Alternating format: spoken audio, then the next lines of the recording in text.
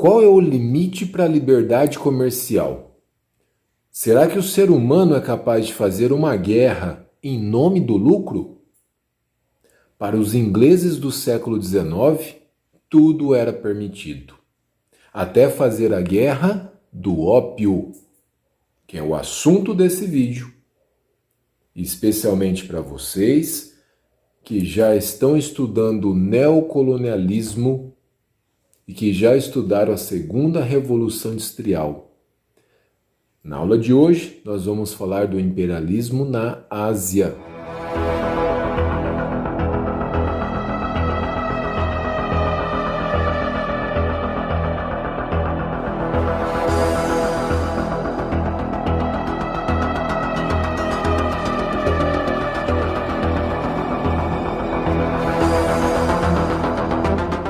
Antes mesmo de estudar sobre a Guerra do Ópio, precisamos relembrar sobre a história da China, que do século XIII ao XVIII era praticamente autossuficiente. Os chineses não se interessavam por produtos europeus. Agora, os europeus, ao contrário, procuravam muitos produtos da China, como seda, chá e porcelana, produtos valiosos na Europa. No dicionário de inglês, China pode ser traduzido por porcelana, um produto bem característico do país. E por isso, a balança comercial estava sempre favorável aos chineses. Mas por volta de 1820, houve uma mudança. A situação se inverteu, pois os britânicos encontraram um produto que os chineses consumiam demais. E esse produto é o ópio, que entrou na China inicialmente como propriedade medicinal, mas com o tempo foi sendo usado como droga. O ópio é extraído de uma planta chamada papoula, que os ingleses plantavam na Índia, outra colônia inglesa, e revendiam e vendiam para a China. Aliás, os ingleses proibiram o consumo da droga na Inglaterra. Que ironia, né? Bom, o consumo de ópio chegou a tal ponto que os chineses estavam viciados. Muitos estavam doentes, perderam tudo comprando ópio. Chegou ao ponto do governo chinês proibir o consumo no país. Mas os comerciantes britânicos continuaram vendendo. Daí o imperador da dinastia Manchu, que governava a China, pediu para escrever uma carta para a Rainha Vitória da Inglaterra. Lembrando que o século XIX é a Era Vitoriana. E sabe o que a Rainha Vitória respondeu? Nada. Deixou o imperador no vácuo. Então os chineses resolveram agir. E no porto de Cantão chegaram navios ingleses com carregamento de ópio. Os chineses foram para o porto, invadiram os navios britânicos, saquearam o ópio.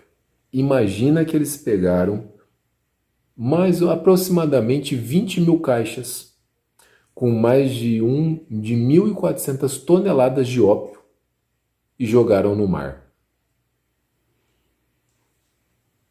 Destruíram o carregamento.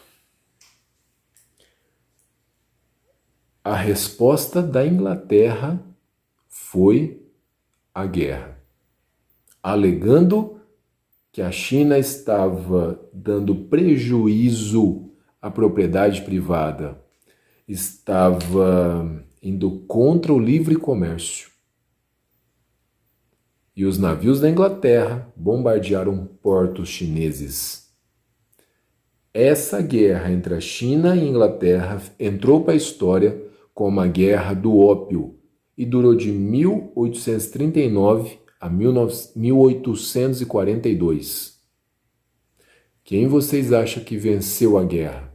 A Inglaterra, conhecida como Rainha dos Mares, passando pela segunda Revolução Industrial, com navios de aço, contra a China, que ainda usava navios de madeira. Lógico, a vitória foi da Inglaterra. Entenderam o trocadilho, né? Era vitoriana, vitória da Inglaterra. E para terminar esse resumo sobre a Guerra do Ópio, a China foi obrigada a assinar um tratado, Tratado de Nanquim, que é um dos mais famosos da história da China. Esse tratado é de 1842, com 4 principais determinações. Primeiro, a China teria que abrir 5 portos para o comércio inglês. E os 5 portos eram Xangai, Ningbo, Fuzhou, Xiamen e Cantão. Falei bem rápido. A China teria que pagar uma indenização de 21 milhões de dólares para os ingleses. Por quê? Por ter destruído o ópio e pelos prejuízos causados por uma guerra. Terceira determinação. Os ingleses que cometessem crime lá na China seriam julgados por uma justiça inglesa, por leis inglesas. E por fim, quarta determinação, os ingleses receberam o controle de uma cidade, Hong Kong. Hong Kong, na década de 1970, 80, será conhecido como Tigre Asiático, mas isso é outra história. E Hong Kong vai ficar sob o domínio inglês até o ano de 1997. É bem recente. Em 97, Hong Kong foi devolvido aos chineses. Bom, o ópio continuou sendo consumido na China. Praticamente os ingleses enfiaram o ópio nos chineses. Haverá uma segunda guerra do ópio e a vitória novamente será dos ingleses. Os chineses abrirão mais portos ao comércio. E daí vai começar o que a gente chama de divisão, imperialismo sobre a China. Por curiosidade, o ópio só vai ser banido em 1949, com a Revolução Chinesa, que transformou a China num país socialista. Com isso, finalizamos a Guerra do Ópio. Valeu, pessoal.